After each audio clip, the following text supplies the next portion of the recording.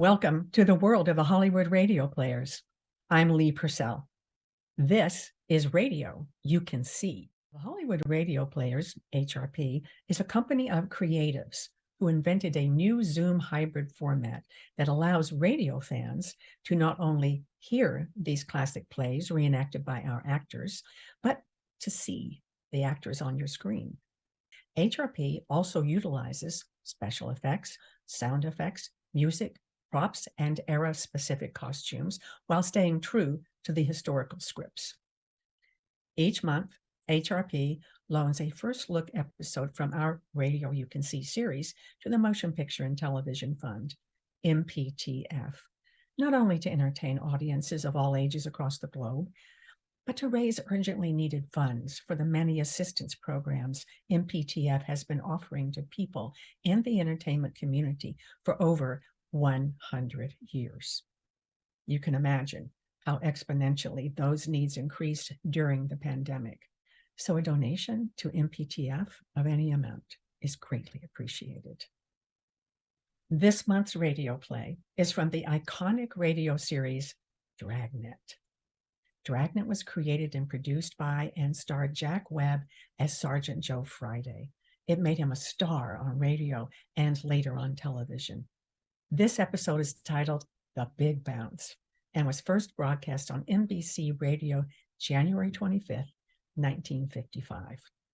The spin-off TV series, also produced and starred in by Webb, ran on NBC television from 1951 to 1959 and again in 1967 to 1970 with various iterations, homages, and parodies that followed. Without the original radio show, it's doubtful the television series would ever have existed. Many such early hit TV shows began on radio, and that is part of the legacy and importance of classic radio. Dragnet is often viewed as the most famous and influential police procedural drama in entertainment history. Its scripts were always based on authentic cases from the Los Angeles Police Department's actual files. Fittingly, every episode opened with the announcer stating some version of, "Ladies and gentlemen, the story you're about to hear is true. The names have been changed to protect the innocent." Most radio shows of that era used one or two sound effect experts, but Dragnet employed 5. Dragnet's scripts were usually just under 30 minutes, but often had up to 300 sound effects. Their scripts were often about controversial topics from actual LAPD cases, such as drug addiction, pornography, and prostitution. Common by today's script standards, but rather startling for the era. However, radio was far more frank and lenient than early television. The rules were there to be broken. Our version of Dragnet, The Big Bounce, stars the Hollywood Radio Players. It was directed by Chris Frost, edited by Josh Horowitz and Michael Carnegie, and produced by Lee Purcell and Michael Carnegie in collaboration with the Motion Picture and Television Fund. Please consider making a tax-deductible donation of any amount by clicking the link below. It would be much appreciated if you would also click like and subscribe. You can follow the Hollywood Radio Players on YouTube, Facebook, Instagram, and Twitter. Our website is hollywoodradioplayers.com. And now, please enjoy Dragnet, The Big Bounce.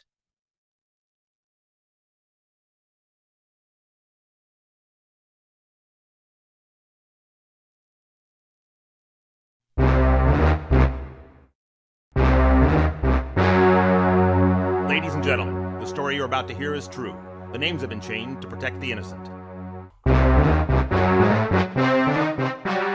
You're a detective sergeant. You're assigned to forgery detail. For the past several months, a man posing as an actor has been passing worthless checks in your city. You've got a description of the suspect, but no leads to his whereabouts. Your job? Get him. Dragnet, the documented drama of an actual crime. For the next 30 minutes, in cooperation with the Los Angeles Police Department, you will travel step by step on the side of the law through an actual case, transcribed from official police files. From beginning to end, from crime to punishment, Dragnet is the story of your police force in action.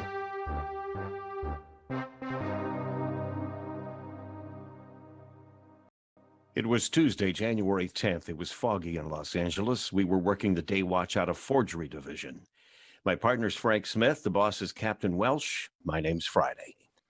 I was on my way back to the office from a cup of coffee. It was 4:12 p.m. when I got to Forgery, the squad room.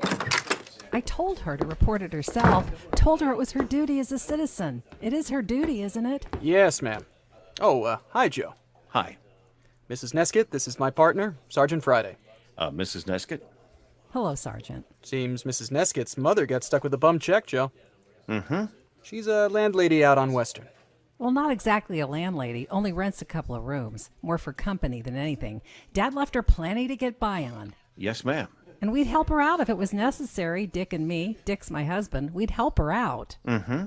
So far, she's managed pretty well by herself, but if she pulls any more full stunts like this, phony as a $3 bill. See right here? No such account. Big as life, stamped all over it. Mm-hmm. I just don't understand her. I don't understand her at all. Well, anybody can take a bad check, Mrs. Neskett, no matter how careful they are. Even with good identification, you can be fooled. When they do, they report it, don't they?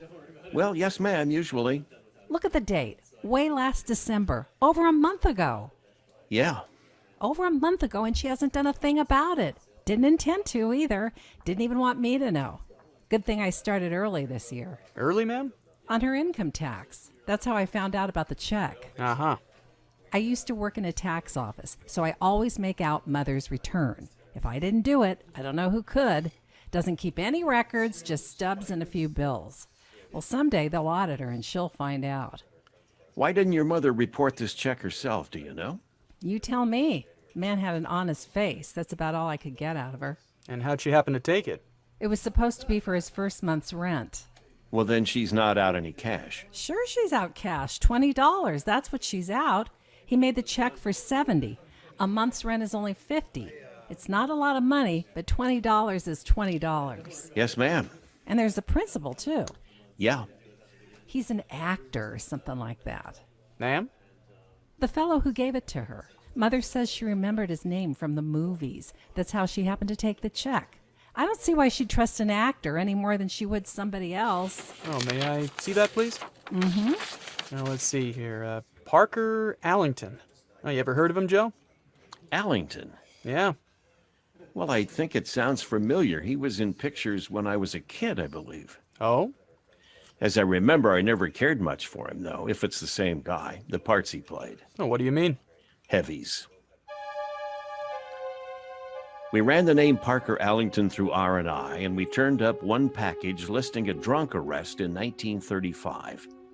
We called the Screen Actors Guild to see if they could help locate him.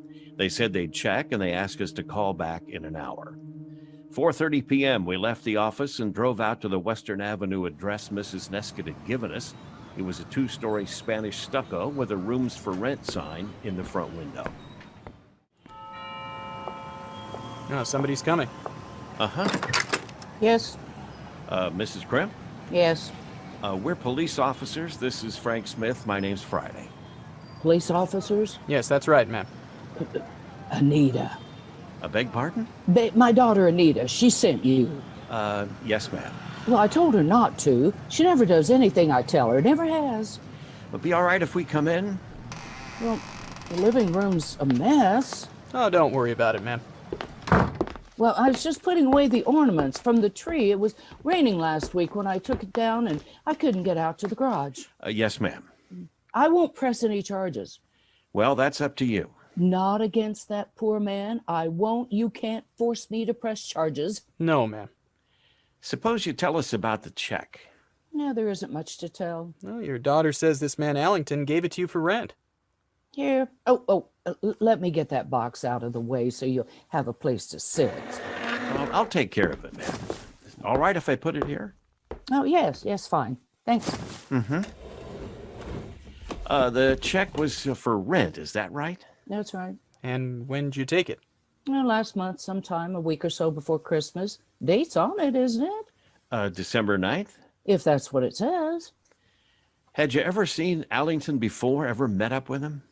No, not in person. I may have seen him in pictures. He said he'd been in a lot of pictures. Well, he seemed familiar. Well, now, ma'am, how'd he happen to come here to rent a room? He saw the sign out in front in the window. He was living in a hotel downtown, and he was out this way visiting friends. Did he mention the name of the hotel? No, I don't think so. And what about the people he was visiting? What about them? Well, did he tell you who they were? Well, he may have. I couldn't say for sure. Not now. You said he saw the sign? In the window. Yes, ma'am. He came in, asked about the room, if it was still for rent. I showed it to him upstairs in front. Real nice view. He agreed to take it, did he? Straight off. Said he used to live in a house something like this when he first came to California years ago, when his wife was alive. Sort of reminded him of better times. That's how he put it. And he gave you this check for the first month's rent? Yes. Well, I suppose Anita already told you that he made it out for $20 extra. And why was that? Well, he needed some cash money to hire a cab and move his things out here. And you gave him the cash, huh? $20. I couldn't turn him down. Why not? Well, he just seemed honest, that's all. You can tell when a person's honest. Yeah, sometimes. And he was so anxious to get the room. He wanted to be all moved in time for the holidays. Wanted to be with people, I suppose. I felt sorry for him. Did you ask for any identification? Well, there wasn't any reason. I recognized his name. Besides, he was going to be living here. If there was anything wrong with his check, he'd be around to make it right. And you never heard from him again? Now, that doesn't mean he was trying to cheat me. Well, it looks that way, ma'am. Oh, you folks are policemen. It's your job to suspect people of being crooked. Well, I don't blame you. It's your job. Yes, ma'am. $20. Ma'am? $20. Is that a reason to throw a man like Mr. Allington in jail? Well, it might be more than $20. Well, that's all I gave him. Don't you believe me? Yes, ma'am. But this man has passed quite a few checks. I told you before, I won't press charges. Yes, ma'am, you told us. You don't understand. He didn't mean any harm. You sure about that, Mrs. Crimp? Well, I'm a pretty good judge of human nature. I ought to be by now. Yes, ma'am. He's had lots of troubles, Mr. Allington. Mm-hmm. Lots of troubles. An actor like him probably pulled down a fancy salary, never had any worries. Now it's all gone, all his money, his wife, everything. If he'd never been rich, it wouldn't have been so hard. You don't miss something you never had. Yeah. Well, now, if you're finished with me, I'd like to get back to my housework. Mind if we use your phone? It's in the hall. I'll show you. Well, that's all right. I'll find it. Thank you. Oh, you know, I didn't mean any offense, Mrs. Crimp. Oh, I suppose it's just your job. Oh, there's some cookies there while you're waiting. Oh, I'd like to, but no thanks. They're homemade. Well, they look very good, but I'm sort of watching my diet. Right after the holidays and all. Oh, go on, have one. Miss Breckhart, please. I'll wait if you don't mind. Thank you. Hello, Miss Breckhart. This is Sergeant Friday. I spoke to you a little while ago about Parker Allington. Yeah, that's right. You asked me to call back. Uh-huh. When was that? Oh, I see. Yes, it certainly does. You bet. Thank you very much. Right. Goodbye. You know, I remember eating this kind when I was a kid. My mom used to make them for Christmas. Oh, well, maybe you'd like to take a few home with you. I got plenty extra. Well, thanks anyway, but they wouldn't let me inside the front door if I showed up with an armload of cookies. Oh, you ready, Joe? Yeah. We'd like you to come with us, Mrs. Crimp. Me? What on earth for? Want to see if you can identify the man who gave you that check. You mean you've already arrested him? No, ma'am. Well, I don't understand. Well, we want to show you some mug shots, some photographs. You want me to pick out Mr. Allington's picture? If you can. Well, now that's silly. You don't need me for that. The studios must have pictures of him. The newspapers. Why, that's downright silly. It wasn't Allington, ma'am. What? The fellow who passed that check. Oh, what'd you find out? Allington died 3 years ago. Miss Breckhart at the Screen Actors Guild had checked with the Motion Picture Relief Home. They reported that Allington had lived there from 1949 until a heart attack caused his death several years later. We managed to convince Mrs. Crimp that she'd been taken by a professional swindler. And down at City Hall, we showed her mugshots of known bad check artists. No, that's not him. Well, how about this one? No, I don't think so. I'm pretty sure not. Oh, that's not him either. He was older. Well, the picture might be out of date. Even so. Well, that's it. Well, Mrs. Crimp, Yes? could you describe him for us? Well, he was medium-sized, a little taller than you are, maybe. Yeah. How old would you say he was? Oh, about in his 60s. Gray hair? That's right. Any marks or scars? No, not that I noticed. How about his eyes? Beg pardon?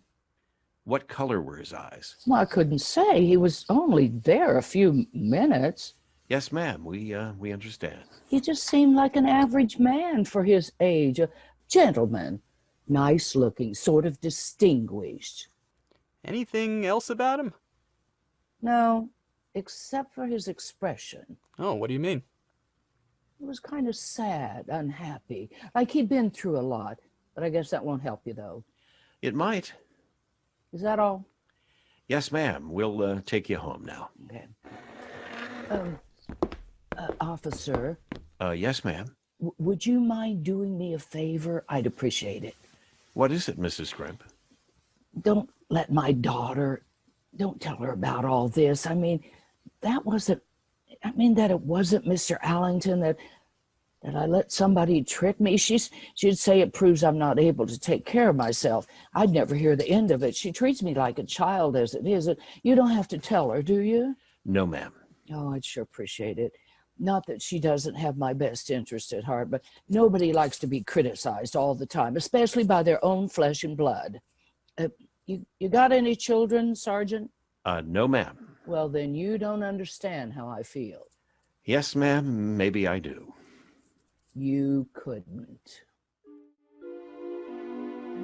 We drove Mrs. Crimp to her home, and then we checked out for the night. By the end of the week, 2 more landladies in the Western Avenue area had reported receiving bad checks from a man who claimed to be Parker Allington. Their stories tallied almost word for word with what Mrs. Crimp had told us. January 13th, 4:45 p.m., Frank and I checked back into the office after an interview with one of the victims. You'd think that guy would wise up. Can't go on using a dead actor's name forever. Somebody's gonna catch on. Well, they haven't so far. Well, sooner or later. Thought you were on a diet. Huh? Thought you were on a diet? Well, Joe, I gotta keep up my strength. Yeah. Person needs a certain amount of sugar, you know. Mm-hmm. It's not so high on calories. Read an article the other day. Teaspoon of sugar, only 35 calories. Have you lost any weight yet? Well, I'm holding my own. You haven't lost any, though. No, I don't want to get thin, Joe. I'm just sort of watching it, that's all. Mm-hmm. Forgery, Friday. Yes, ma'am, this is the right extension. Could you speak up a little bit, please? I can't hear you. Just a minute. All right, go ahead, please. It's 2238? Yes, ma'am, I have it. Yes, ma'am, right away. Well, looks like you had it figured. How come? Somebody did catch on. Woman over near Los Feliz Boulevard. Oh, yeah? Fella's trying to give her a phony check. Trying. Yeah, he's still there.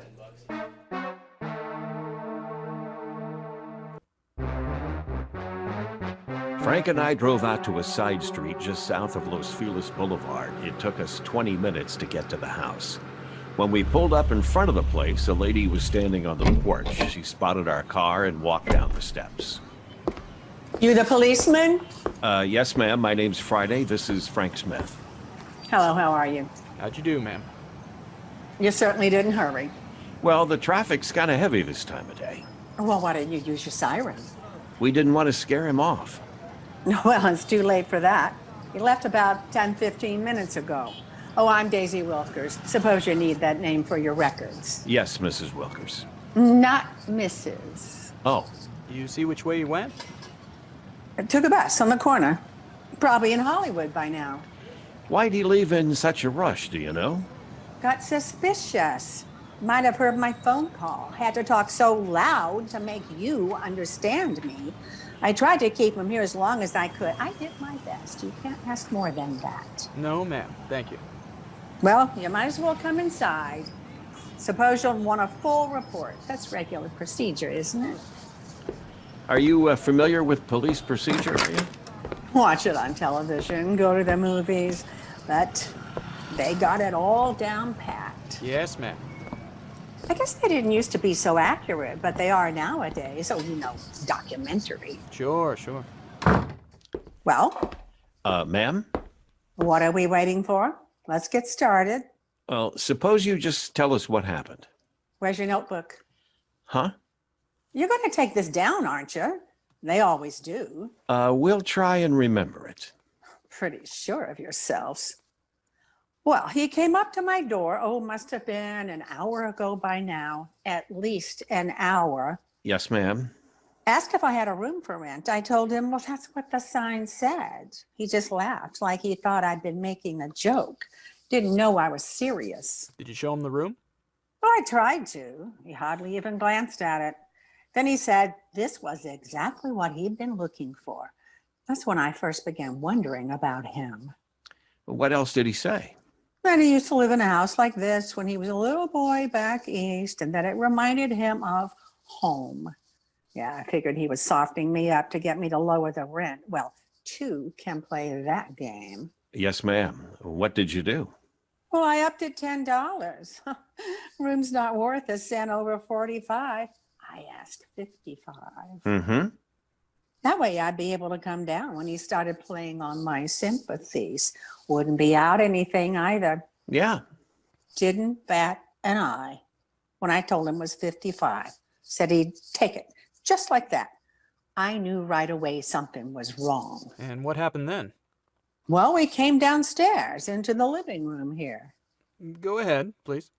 Well, I said I wanted the first month's rent in advance. A lot of them try to pay you by the week. Before you can turn around, they're behind. Takes forever to get rid of them once they've moved in. I always insist on a full month. Yes, ma'am. Well, didn't bat an eye at that either. Brought out a checkbook. Now, did he ask you if he could make it for a little extra? How did you know? Well, he's been around before. 25 extra. That's what he wanted. If he's been around so long, why haven't you picked him up? Well, we're trying, ma'am. A few minutes earlier, this afternoon, you'd have solved the whole case. Well, we're just as anxious to solve it as you are, Miss Wilkers. Did he say why he needed the extra cash, ma'am? Something about cab fare to get his things out here. Huh, that's a lot of cab fare. That's my own words, right to his face. Exactly what I said. He said he'd have to clear up his hotel bill, too. Claimed they wouldn't take a check if he was moving. And that's when you called us. Of course not. Didn't call you till I was sure the check was no good. Not that I would have cashed it, but there's no point in running to the police until you got the facts to back you up. Mm-hmm. What made you so sure it was phony? Well, the way he signed it. What do you mean? Parker Allington. You knew he wasn't Allington? Well, how could he be? Allington's dead. You didn't know he was dead? Yes, ma'am, we knew it. Well then, Miss Wilkers, are you connected with show business? I follow it, that's all. I don't spend all my time reading movie magazines or anything like that. But I keep up with what's going on in the field. Did you know Allington was on television last night? What's that? The Late Show. Picture must have been at least 20 years old. He played the villain. Did a good job, considering it was 20 years ago. Gives you a funny feeling, though, watching somebody who isn't here anymore. Yes, ma'am. Now, as soon as you saw the name Allington on the check, you realized the guy was a phony and you called us. Is that right? Well, approximately. Approximately. Well, I told him I didn't know if I had the cash in the house. Said I'd have to go upstairs and make sure I did. I got an extension phone up there. Oh, I see. And then I telephoned you. And what'd you do next? Came back downstairs. Yes? Told him I didn't have the money. He started acting funny, said it didn't matter. He'd cashed the check someplace else, real funny, like he was on to me. I stalled around best I could, but he took off. Caught the bus on the corner. Didn't have to wait more than a minute or so for it. Sure is strange. Whenever I want that bus, I stand out there for half an hour. Uh-huh. One more thing, Miss Wilkers. Well, We've got a description, but it's rather vague. description. Yes, of this guy who's passing himself off as Allington. Oh, Well, all we know is he's medium-sized, gray hair, fairly well-dressed. well, that's about right. It's not very specific. Can you add anything? You mean you want to know who he is? That's right. Wilbur French. Who's that? He used to play bit pots in pictures. Yeah? I recognized him the minute he came through the door. Miss Wilkers insisted her identification of the check forger was correct. We drove back to the office, checked the name Wilbur French through R&I. We had nothing on him. I telephoned Miss Breckhart at the SAG. She reported that French was a member in bad standing, 2 years delinquent in his dues. She had no address listed for him, but she was able to tell us the last company he had worked for was a small TV outfit on Santa Monica Boulevard. She also told us that his file showed he was last represented by a Paul Pilcher, an agent with offices on Sunset. January 14th, 9:35 a.m., I dropped Frank off at the Santa Monica TV company and drove on out to interview Pilcher.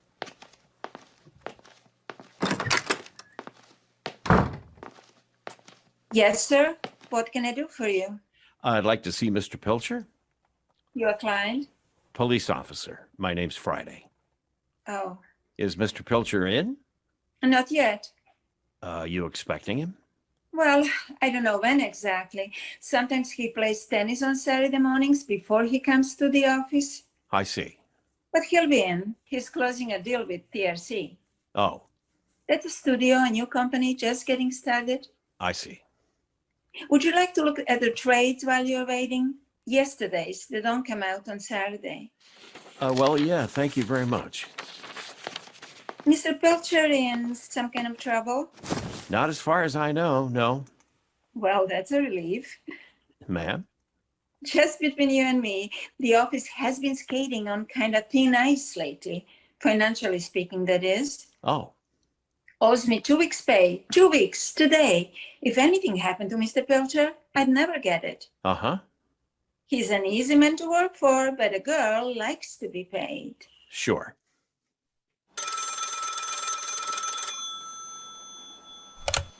Mr. Pilcher's office. I'm sorry, he hasn't come in yet. Any minute. Would you like me to have him call you? I see. Well, if you'll try again in about 15 minutes, he ought to be here. Bye. Guess there wasn't much news yesterday. No, ma'am. Friday's a bad day. All that stuff about what pictures are shooting, hardly anything else. Uh-huh. I hope you weren't insulted What? when I asked if you were a client. No, ma'am. Some people wouldn't like the idea of being taken for an actor. Some people wouldn't like the idea of being taken for a cop. I never thought of that. You got a list of your boss's clients? Sure, Names and addresses? of course. Well, maybe you can help me then. Wilbur French. French. I'd like his address. I've never heard of him. Oh, Wait a minute, I'll make sure. No, he's not down. I see. If he was a client, I'd know the name. He'd have called in. They all do. Uh-huh. I've only been here a couple of months, but he'd have called in. Actor, Yeah. he'd have called. Well, maybe Mr. Pilcher can help me. I doubt it. Well, the Screen Actors Guild says your boss used to handle him. They change agents real fast. 91 days. What? If you don't get them so much work in 91 days, they can get a new agent. It's in the contract. Oh,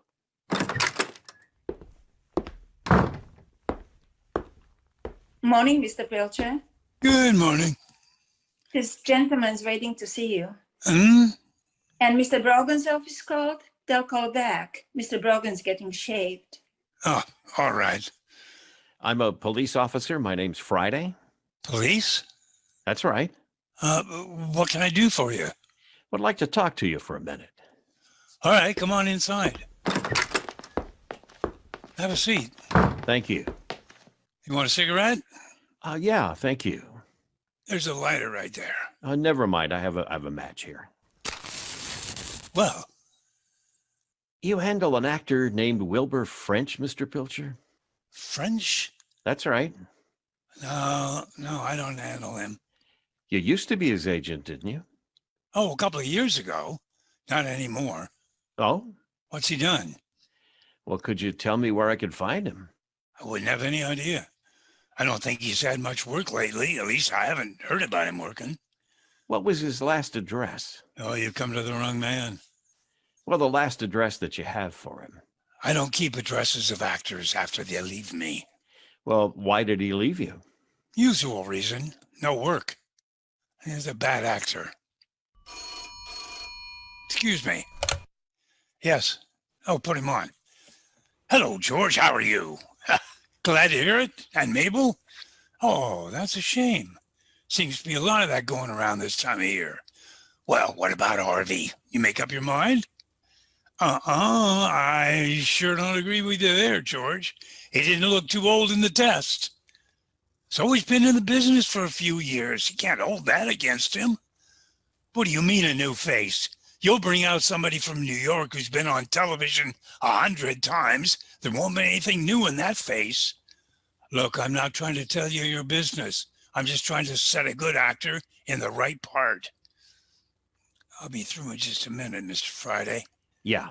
That's more like it, George. How many weeks' work? No, George, I've read the script.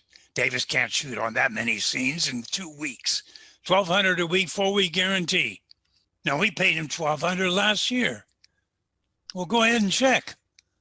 Look, George, if I was a Beverly Hills agent, you know what Harvey'd cost you? Well, I'm not going to argue with you. You call Fletcher. He'll tell you what he paid Harvey. I'll be here till noon if you want to make a deal. Goodbye.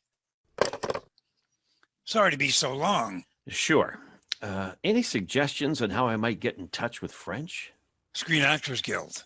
Well, they sent me here. Oh? What has he done? We'd rather talk to him. Well, last time I saw him, he touched me up for $20. Where was that? I bumped into him on the street. Is it serious? It's just a routine investigation. Thank you very much, Mr. Pilcher. All right. Wait a minute. Yes, sir? I suppose I could turn him up. Be a dirty trick, though. I don't know why. Oh, maybe it's my fault he's in trouble. I didn't get him enough work. I hand him over to you. Makes me a heel, doesn't it? Well, you might be doing him a favor. He won't think so. You said you didn't know where he lives. I don't. Well, how will you find out? Spread the word around that I got a job for him. He'll hear about it. I see. He'll turn up. All right, sir. Leave your number. When I hear from French, I'll get in touch with you. Thank you. I still feel like a heel. Well, you shouldn't. You called the turn on him. Hmm? He's a bad actor. I left Pilcher's office and picked up Frank. The TV company had given him a still photo from the last production in which French had appeared. 2 of the check victims readily identified the man in the picture. The 3rd victim was also almost certain it was the same person who posed as Allington, but she refused to say positively. January 16th, 3:32 p.m., Paul Pilcher telephoned the office. He told us French was living at a hotel in Hollywood on Selma Avenue. When we got there, the desk clerk said French was in his room, 17B. Okay, this is it. Yeah. Who is it?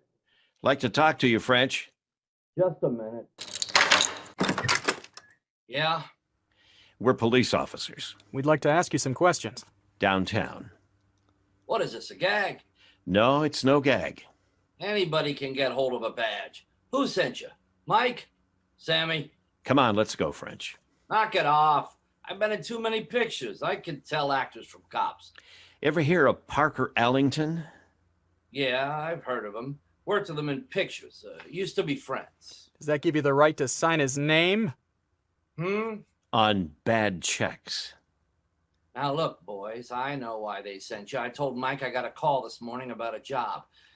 It'd be just like him to pick a time like this. Some practical joker, isn't he? No, it won't work, French. What? Come on, you know who we are and why we're here. Let's go. It's one of Mike's gags. Yeah, well, 3 landladies say different.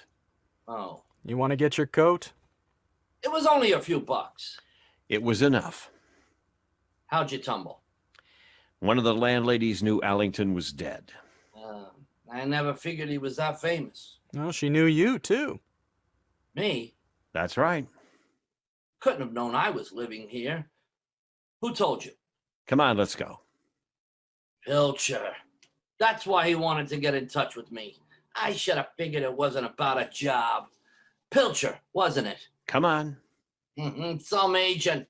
Couldn't land a job if your life depended on it. 5 years. Over 5 years I was signed with him. Never had a decent booking. Nothing that lasted. Couple of days here and there. Nothing that lasted.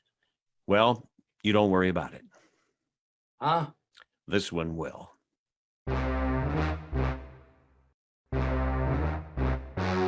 The story you have just heard is true. The names were changed to protect the innocent. On February 7th, trial was held in Department 98, Superior Court of the State of California, in and for the County of Los Angeles. Wilbur Carl Flicker, also known as Wilbur French, was found guilty on 3 felony warrants charging forgery. He was sentenced to the state prison as prescribed by Section 470 of the California Penal Code for a period of 1 to 14 years. Heard tonight were Michael Carnegie, Jake O'Flaherty, David Westberg, Alicia Hewick, Lee Purcell, Gay Jones, Nancy Wilson, Josh Horowitz, Rick Scarry, James Tripp speaking. Script by Frank Burt. Sound effects by Josh Horowitz. Music by Edwin Telford. Directed by Chris Frost. Watch an entirely different Dragnet case history each week on your local NBC television station. Please check your newspapers for day and time. Camel has brought you Dragnet, transcribed from Los Angeles.